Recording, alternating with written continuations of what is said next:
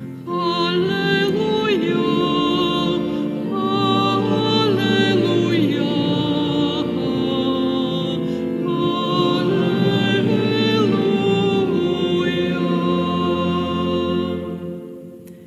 Iz groba uskrsnu Gospodin koji je za nas visio na drvetu. 할렐루야, 할렐루야.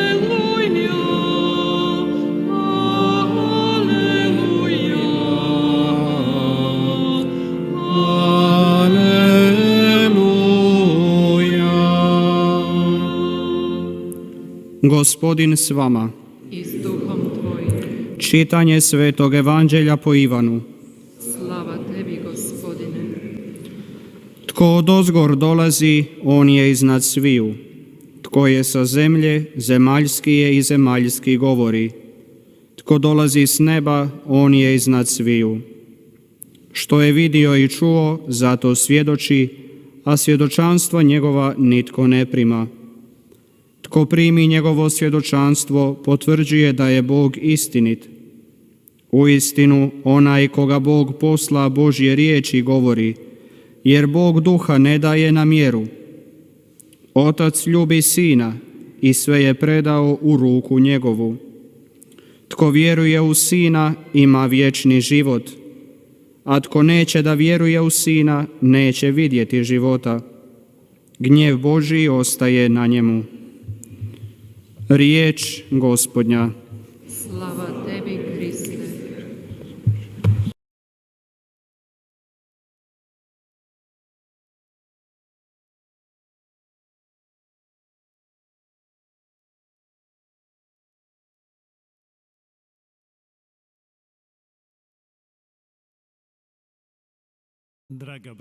사랑하는 형제자매 여러분, 교형자매 여러분, 사랑하는 순례자 여러분, 라디오 미르 메주고리에를 통해서 미사에 참여하고 계시는 신자 청취자 여러분, 우리는 좀 전 요한 복음의 증언을 들었습니다. Kako svjedoči svoju vjeru u Boga. Svjedoči da Isus sin Božji 위대한 Mesija. 여성으로부터 태어나신 분, 예수님이야말로 메시아, 하느님의 아들이심을 증언하고 있습니다. Ali Ivan je veliki zato 메시아, što je toliko ponizan. I tako 많은 na 사람들이 lijep 그분을 način 따랐지만 donosi 결국은 evanđelje, 버렸습니다. 그러나 iznosi 요한은 svoje 겸손했습니다. svjedočanstvo da je 오늘 Isus sin 요한은 Božji Mesija. 예수님께서 하느님의 아들이심을 증언하고 메시아이심을 증언하고 있습니다. 요한의 Usporedio bi 증언, 신앙의 증언은 sa svjedočanstvom vjere Tome apostola, kojega su nazvali 토마스의 sumnjivi Toma ili 신앙의 nevjerni Toma. 증언과 연결되어 있습니다. Dodali 토마는 믿지 svjedočanstvo 않았습니다. također vjere Ivana apostola, 의심하고 koji je 있었습니다. nazvan ljubljeni Kristov učenik i 세례자 ostalih 요한은 apostola. 세례자 요한의 제자였다가 이제 예수님의 사랑받는 제자가 된 그, 우리가 이미 복음에서 들은 바대로 요한의 증언은 너무나도 강렬합니다. 하느님의 영을 담은 사람입니다. 요한은 예수님께 세례를 주었고 하늘로부터 들려오는 이는 내 아들이다 라는 음성을 들었습니다. 하느님의 어린 양이신 그분. 그런데 헤로데는 그 세례자 요한을 죽이고자 했습니다. 아니, 죽였습니다. 당시의 감옥은 매우 그 조건이 열악했습니다. 요한은 오랜 기간 동안 광야에서 생활했습니다. 하늘을 입을 삼아 덮었고 땅을 침대 삼아 잤던 사람이었습니다. 그렇기 때문에 그는 모든 어려운 고난과 역경과 감옥의 어려움을 이겨낼 수 있었습니다. 하지만 그 감옥에는 태양이나 별이 없었습니다. 요한은 위대한 여인으로부터 태어난 세례자 요한이었습니다. 그는 감옥에서 예수님께 자신의 제자들을 보냅니다. 의심하고 있었습니다. 당신이야말로 바로 오셔야 하는 분, 약속된 분이십니까? 라고 물었습니다. 요한은 의심했다기보다는 물론 감옥의 그 암흑 속에서 고통당하고 있었습니다. 대단히 힘든 생활이었습니다. 별도 뜨지 않는 감옥이었습니다. 그렇다고 해서 그가 예수님을 의심했느냐? 그것은 아닙니다. 확증을 기회한 것이었습니다. 그는 박해를 당했습니다. 박해 속에서도 그는 의심하지 않았습니다. 죽음을 두려워하지 않았습니다. 그는 용감했습니다. 매 순간마다 용감했고 매 순간마다 진리를 위해서 주님을 위해서 죽을 준비가 돼 있는 요한이었습니다. 그러나 왜 예수님께 자신의 제자들을 보내서 이러한 질문을 하게 했을까요? 예수님께서 자신이 고대하던 바로 그 말씀을 하시지 않았기 때문입니다. 요한은 다른 방법으로 오시게 될 메시아를 상상했습니다. 이미 성경을 통해서 드러났던 메시아, 자신이 기억하고 있었던 그 메시아의 말씀을 하지 않았기 때문입니다. 예수님께서 즉 메시아의 시대, 그 시대가 왔지만 그는 그분으로부터 직접적인 말을 듣지 못했던 것입니다. 모든 좋은 나무는 좋은 열매를 맺게 되어 있습니다. 그러나 열매를 맺지 못하는 나무는 잘라져서 불 속에 던져진다고 했습니다. 가라지와 밀이 함께 자란다고 했습니다. 이러한 말씀은 매우 의미심장합니다. 죄인들은 버려질 것이고 단죄받을 것이라는 것이죠. 의로운 사람들은 보상을 받을 것이며 하나님과 함께 살 것입니다. 그런데 이런 순간에 예수님께서 등장하십니다. 예수님께서 오셔서 이렇게 사람들을 단죄하고 그 죄인들을 단죄하고 죽이는 것이 아니라 오히려 그 죄인들과 함께 하십니다. 그들과 먹고 마십니다. 심지어는 그 죄인들 중에 한 명을 당신의 제자로 삼으십니다. 이것은 세례자 요한에게 이해할 수 없는 일이었습니다. 그래서 의심하기 시작했던 것입니다. 그 예수님 자체에 관한 의심이 아니라 그분의 활동에 대한 의구심이었습니다. 이러한 의구심 때문에 괴로워하던 그는 자신의 제자를 예수님께 보냈습니다. 그리고 물어보게 했습니다. 그리고 예수님은 이렇게 답하셨습니다. 예수님께서 성경 말씀을 인용해서 이사야 예언서를 통해서 세례자 요한에게 말씀하셨습니다. 장님이 눈을 뜨게 될 것이며 귀머거리가 듣게 되고 절름발이가 걷게 될 것이고 가난한 사람들에게 하느님의 나라가 선포될 것이라는 답을 하십니다. 세례자 요한이 이 말을 듣자마자 그는 즉시 깨달았습니다. 모든 것을 그는 알고 있었습니다. 그 외 다른 어떤 의구심도 갖지 않게 되었습니다. 분명히 예수님의 메시아라는 것을 알았습니다. 그가 죽었을 때, 그가 참수당했을 때 당신이야말로 하느님의 어린 양, 제가 참수당할지라도 제 삶을 당신을 위해서 내어드리겠다라는 결심이 서 있었습니다. 세례자 요한은 이렇게 의구심을 지녔지만 토마 사도와는 다른 의심이었습니다. 사도 토마는 예수님을 위해서 많은 희생을 겪어야 했습니다. 하지만 토마도 많은 의심을 했습니다. 제자들, 친구들, 그들 모두가 예수님의 부활을 보았다고 했습니다. 그러나 토마스는 보지 못했습니다. 그래서 나는 믿지 않을 거야. 내가 그분의 손의 상처와 그분의 옆구리의 상처를 내가 만지지 않는 이상은 나는 그분의 이 부활 사건을 의심할 거야 라고 합니다. 이것이 그의 상태였습니다. 그러나 예수님께서 부활하셔서 그에게 내 손을 만져보고 내 옆구리를 만져보아라. 손을 넣어보아라 라고 하십니다. 그때 토마스는 사실 그분을 만질 필요가 없었습니다. 그분을 보았습니다. 그리고 느꼈습니다. 그리고 즉시 그분 앞에 무릎을 꿇고 나의 하느님, 나의 주님이라고 고백합니다. 나의 하느님, 가장 강렬한 응답이었습니다. 하느님을 향한 가장 강렬한 답이었습니다. 성경에서 찾아볼 수 있는 가장 강렬한 답이었습니다. 토마 사도는 무엇인가 그는 불신하고 있었지만 무엇인가 확인하고 싶었습니다. 마르코복음사가에 의하면 마르코복음 16장에서 마리아 막달라나에게 발언하십니다. 그리고 제자들에게 가서 이러저러하게 전하라고 했습니다. 마리아 막달라나는 기쁘게 달려가서 부활하신 예수님의 모습을 보았다고 그들에게 전합니다. 그 구절은 이렇게 끝나고 있습니다. 그러나 그들은 믿지 않았다. 그들은 의심하고 있었습니다. 왜 그들은 의심하고 있었을까요? 불신하고 있었기 때문입니다. 마르코 복음사가에 의하면 두 명의 제자들은 의심하고 있었습니다. 그리고 엠마오로 집으로 돌아갑니다. 그들이 예수님과 함께 음식을 먹었습니다. 그리고 예수님께서 빵을 쪼개신 뒤에 사라졌습니다. 그제서야 그들이 예수님께서 부활하신 것을 알고 예루살렘으로 바로 달려가서 자신들의 경험을 제자들에게 이야기해 줍니다. 숨어 있었던 제자들이었습니다. 예수님께서 부활하신 것을 그들에게 증언합니다. 그러자 나머지 제자들도 그것을 깨닫습니다. 믿지 않았다라고 했었던 그 사람들이 믿게 됩니다. 루카복음에서는 루카복음 24장에서 예수님께서는 여인들에게 발언하십니다. 그리고 여인들에게 제자들이 갈릴레아에 가서 기다리라고 합니다. 예수님께서 거기에서 그들을 기다린다고 했습니다. 이렇게 세 그룹이 있습니다. 세 그룹인데 이 사람들은 평범한 사람들이 아니라 예수님을 믿고 예수님과 함께 있었던 예수님의 친구들, 3년을 살았던 그들이었습니다. 그런데 그들은 예수님을 믿지 않았습니다. 의심했습니다. 과연 누가 예수님의 부활을 믿었을까요?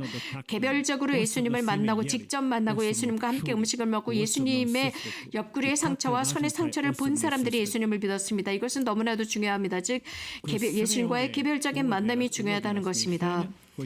우리는 이러한 묵상을 해나가면서 저희가 여러분들에게 말씀드리고 싶은 것은 의심, 의구심이라고 하는 것, 신앙 속에서 우리는 지속적으로 이런 의심을 만납니다.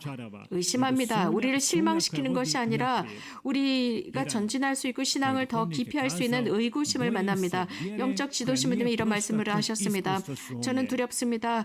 의심의 과정이 없었기 때문에 저는 신앙생활이 두렵습니다라고 했습니다. 의심하고 의구심이 들고 그것을 끝까지 찾을 때 더 강한 신앙을 가질 수 있기 때문입니다. 확고한 신앙을 가질 수 있기 때문입니다. 그렇기 때문에 우리는 의심할 권리가 있습니다. 의심하고 실패할 권리가 있습니다. 다른 사람들이 이해하지 못하는 그 경험, 우리들과는 다른 경험 때문에 우리는 의심합니다. 의구심을 가지고 있습니다. 하지만 그 의구심으로 깊이 들어가면 들어갈수록 우리는 주님을 만납니다. 우리가 약합니다. 우리의 나약함을 드러냅니다. 그 나약함을 이해할 수가 없지만 나약함이 있습니다. 이것이 어쩌면 신앙의 표시일 수도 있습니다. 이러한 나약함, 이러한 의구심을 사람들 앞에서 드러냅니다. 그러면서 신앙은 더욱 굳건해지고 살아있을 수 있습니다. 그럼으로써 우리가 신앙으로 나갈 수 있는 기회가 됩니다. 나는 설명할 수 없지만 보고 싶다. 내가 보여주겠다라는 것입니다. 단순하게 우리들의 삶 안에 의심이 들어올 수 있도록 허락해야 된다고 생각합니다. 의심을 위한 의심이 아니라 참된 것을 찾기 위한 의심입니다. 교만해서 의심하는 것이 아닙니다. 내 힘으로 할 수 있어. 그래서 이것을 믿지 않아. 내 교리, 내 이데올로기로 신앙에 도달할 수 있어. 라는 것이 아니라 그 참 진리, 참 신앙을 깨닫기 위한 의심입니다. 이것은 하늘로부터 온 선물입니다. 그래서 우리는 겸손해야 합니다. 이 선물 앞에서 겸손해야 합니다. 세례자 요한도 의심했고 토마 사도도 의심했고 다른 사도들도 마르코 복음이 전하는 것처럼 의심하고 있습니다. 신앙의 바탕 은 그들이 무엇인가 찾고 있었습니다. 의심하고 있었기 때문입니다. 하지만 그들의 신앙의 원칙은 예수님이셨습니다. 예수님이 있었기 때문에 그들은 의심했지만 흔들리지 않았습니다. 신앙 속에서 함께 가는 동반자 친구들이 있었기 때문입니다. 자신들이 개별적인 경험을 했을 때야 비로소 하느님을 직접적으로 만났을 때야 비로소 개별적인 미팅 자체가 우리들의 신앙의 원칙이 되었습니다. 사제가 이 제대 위에서 예수 그리스도에 관해서 강론을 하고 설교를 하고 기쁘게 많은 설교를 할 수 있고 영적인 서적을 여러분들이 많이 읽을 수 있습니다. 성경 구절을 읽을 수 있습니다. 하지만 하느님과 직접적으로 만나지 못한다면 하느님을 경험하지 못한다면 영적 지도사제나 사제나 영적 서적이나 성경이나 그 외 여러 가지 다양한 것들이 있다 할지라도 직접적으로 하느님을 만나지 못했다면 소용이 없습니다. 그러나 이러한 모든 것들이 예수님을 만날 수 있도록 도와주긴 하지만 직접적으로 만나기는 하지 못합니다. 내가 먼저 만나야 합니다. 메주고리의 성모님께서는 기도하고 또 기도하고 기도해라. 기도가 너희들의 기쁨이 될 때까지 기도하라고 말씀하셨습니다. 기도 안에서 이런 기쁨을 느끼지 못한다면 기도할 줄 모르는 사람입니다. 기도에서 기쁨을 느끼는 것, 그것은 정말 내가 하느님을 만나고 있다는 순간이라는 것을 알 수 있습니다. 기도. 그러나 기도에서 기쁨을 느끼지 못한다면 내가 유년 시절에 배웠던 그 기도, 그저 암송만 하는 기도에 지나지 않습니다. 그러나 내가 마음을 다해서 나의 하느님은 존재하시고 내가 그분을 만났다라는 확신을 가지고 기도할 때 기도에 기쁨이 생겨납니다. 마리아 막달레나, 베드로, 요한, 그들은 무덤으로 달려갔습니다. 여인들도 달려갔습니다. 그들은 빈 무덤을 보았습니다. 모두가 생각한 것은 누군가가 예수님의 시신을 훔쳐갔다고 생각했습니다. 내 주님을 어디로 모셨습니까? 라고까지 했습니다. 바로 이런 생각을 하고 있을 때 거기에 유일한 제자가 하나 있었습니다. 유일한 제자, 어떤 의심도 하지 않고 예수님의 부활을 믿었던 사람, 그는 사도 요한이었습니다. 그는 그 자리에 가지 않고도 예수님의 부활을 믿었습니다. 그는 그곳에 들어가자마자 예수님의 부활을 믿었습니다. 빈 무덤을 보고 부활을 믿었습니다. 예수님을 마주보지 않고도 믿었습니다. 믿는다라는 것은 우리들의 육안으로 확인하지 않아도, 우리들의 몸이 무엇인가를 체감하지 않아도 그것을 믿는 것입니다. 확신하는 것입니다. 사도 요한은 사랑받았기 때문에 믿을 수 있었습니다.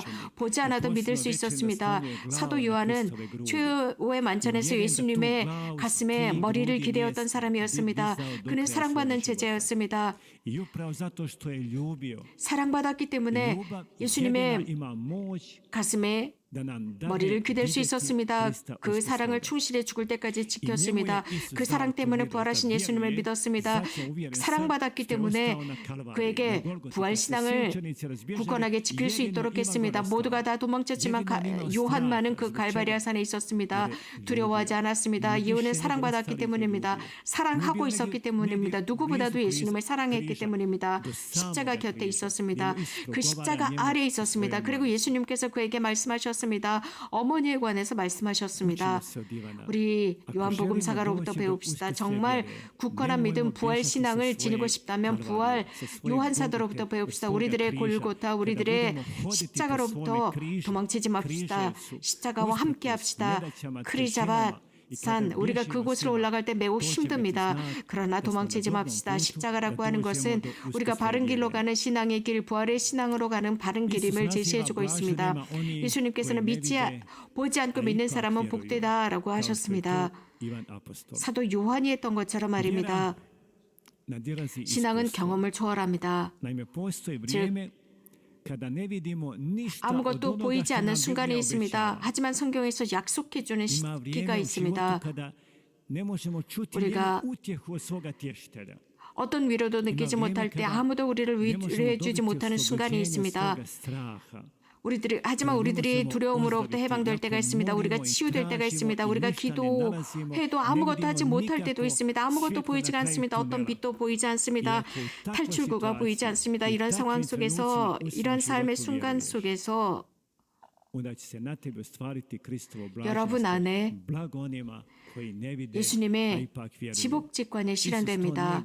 예수님께서는 경험이 없는 그들에게 말씀하신 것이 아니라 예수님께서는 이미 십자가에서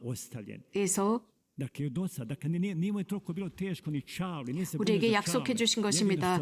예수님께서는 손에 못이 박혔습니다. 발에 못이 박혔습니다. 예수님에게 쉬운 일이 아니었습니다. 예수님도 인성을 지니셨기 때문입니다. 그렇기 때문에 예수님께서는 한 인간으로서 버림받음을 느꼈습니다. 아버지 왜 저를 버리시나이까? 라고 했습니다. 그분의 신앙은 굳건했음에도 불구하고 인간적으로 도저히 견디기 어려운 고통이었기 때문입니다. 제 영혼을 당신의 손에 맡기나이다. 믿음은 은총입니다. 보지 않고도, 보지 못하고도 믿는 것, 그리스도의 현존을 체감하는 것, 우리들의 삶 속에서 그 어떤 탈출구를 느끼지 못한다 할지라도, 우리들 곁에 사랑하는 사람들이 함께 있을지라도 우리가 겪고 있는 고통을 이해해 주지 못할 때, 주님, 제 영혼을 당신께 봉헌합니다. 제 삶을 당신께 봉헌합니다. 제 가족의 삶을 봉헌합니다. 라고 완벽한 의탁을 할 때, 이것은 신앙의 행위입니다. 이것은 신앙의 행위로서 그리스도께서 우리들에게 주시는 행복입니다. 복입니다. 그래서 우리들 안에 실현되는 것입니다. 보지 못하지만 그것을 그대로 믿는 것입니다. 아멘. 예수 그리스도를 찬미합시다.